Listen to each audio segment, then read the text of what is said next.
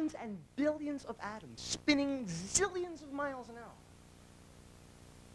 Nothing is quite as solid as we believe it to be. Certain people just have an aura and draw people to them, and certain people have an aura that chases people away. And that's because of what's inside themselves. That's what makes someone.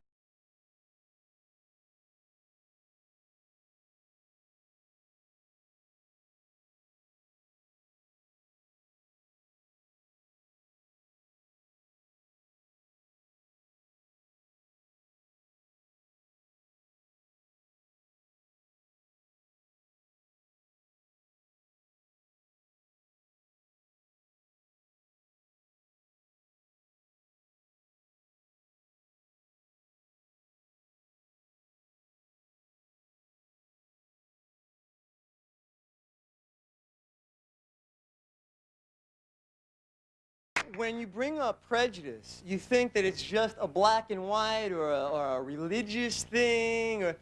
We, as a people, are prejudiced against everybody. We're prejudiced against white people, black people, Irish people, Spanish people, heavy people, thin people, rich people, gay people, straight people. It goes on and on and on.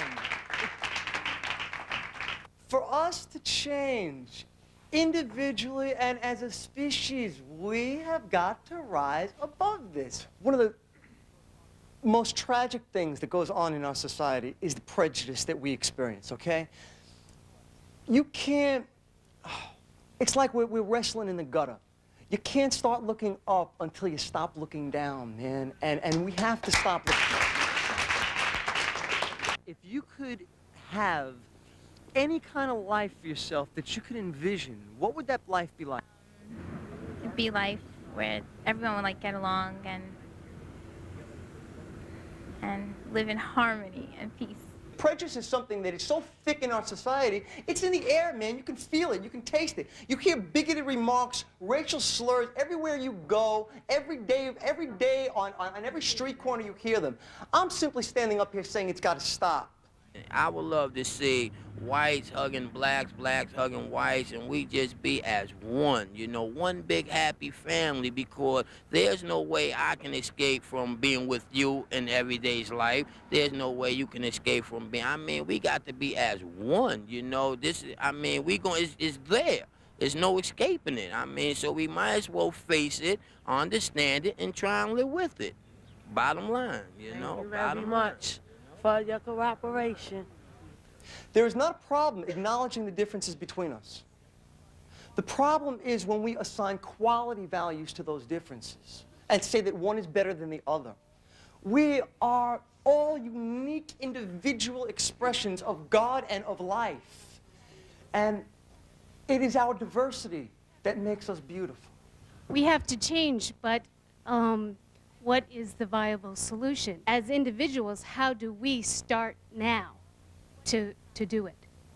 What is the process? The process is envisioning what we can have for our lives, envisioning the wildest dreams that you can hold in your mind, and believing that you can have these things. I have a problem with that, because if everyone on this universe starts to change their future, how is that going to prevent the world from becoming a homogeneous group? And that would be really boring if we were all the same. If we can create the things we desire in our lives, people seem to think that life would then become boring, okay?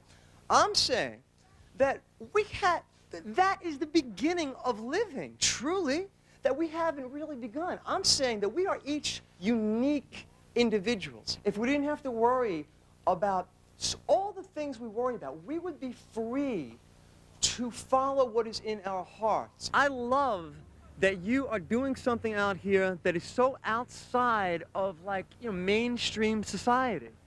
It's more than outside of mainstream society. It's in its own world. I used to be an investment analyst, and I retired, and I just been playing tennis and reading books and buying them from this gentleman. And I have time on my hands. I thought it would be interesting. I'm doing something outside my usual, way of living, and I enjoy it. What makes you happy? Desserts. Do you think there's hope for people? If there's life, there's hope. My brother needed a liver transplant a few years ago. Our insurance wouldn't cover it. We were a middle-class family. We were very quiet, in control of our lives. Suddenly, out of the blue, my brother needed a liver transplant. He was dying.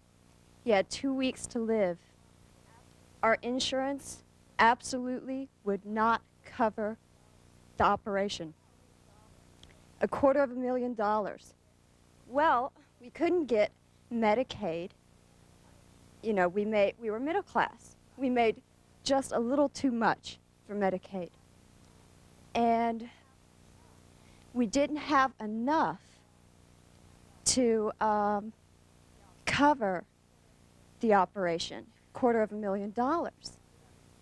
What happened was that one person gathered the community together and raised the money for my brother's operation.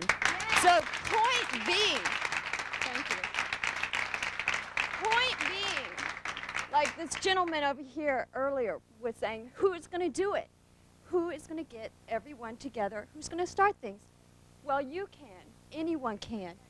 And I thank everyone for just giving for my brother's life, his life. You can save a life by reaching out. I know this because I experienced it. We are not powerless. And if we could just have enough people generating positive, loving thoughts and actions on the planet, the quality of life on this planet will change. Wait. Collective power comes from the individuals. Like what she was saying about her brother being helped, that's what it takes. One person. Collective power comes from everybody pitching in together, because it's not going to happen overnight. Everybody says we should do this. If only everybody would just up and do this, it's not going to work that way. You build your house room by room. You build your community house by house. I got to build my house before I can help build a community. And that's how it starts, people by people. People have to get up and say, I'm going to do something about it. Will you help me? Because if we're going to wait for everybody to just up and say, for this whole room right here to just get up and say, why don't we all do this? It's not going to happen this way. I'll get up first, and maybe somebody else will come right behind me. Before you know it, it might be all of us. Grow, because that's what we are all doing here in this world. We are here to learn to grow, to learn to create. And what we can do to best help one another is be as full and fulfilled and creative and happy and joyful as we each can be individually, and send love and energy to whoever it is that you want to help. There is this inner network of psychic communication in which we are all in contact. As solid and fixed as we believe our world is, nothing is truly, really solid. The floor, your clothes, the chair, the air itself is all made up of billions and billions of atoms spinning zillions of miles an hour. Nothing is quite as solid as we believe it to be. Certain people just have an aura and draw people to them, and certain people have an aura that chases people away. And that's because of what's inside themselves. That's what makes someone